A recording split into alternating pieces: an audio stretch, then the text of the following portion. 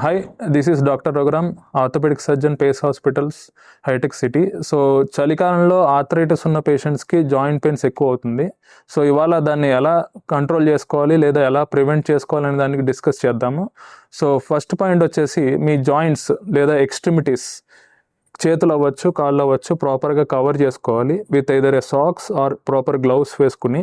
And చలి క్లైమేట్కి వెళ్ళినప్పుడు మీరు తప్పనిసరిగా ఎక్కువ టైం చలిలో ఉండడం అవాయిడ్ చేసుకోవాలి. సో ఇంటికి వచ్చిన తర్వాత ప్రాపర్ వార్మ్ క్లోతింగ్ వేసుకోవాలి ఆర్ ఆల్రెడీ చలిగా ఉన్న క్లాత్స్ని అవాయిడ్ చేయాలి. థర్డ్ పాయింట్ ఏంటంటే మీరు ఎక్కువ యాక్టివిటీని ఇంక్రీజ్ చేయాలి.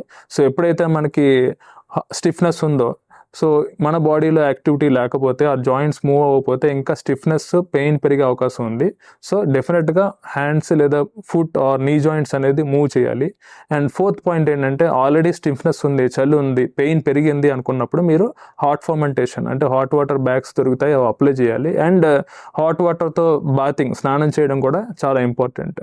ఇవి కొన్ని టిప్స్.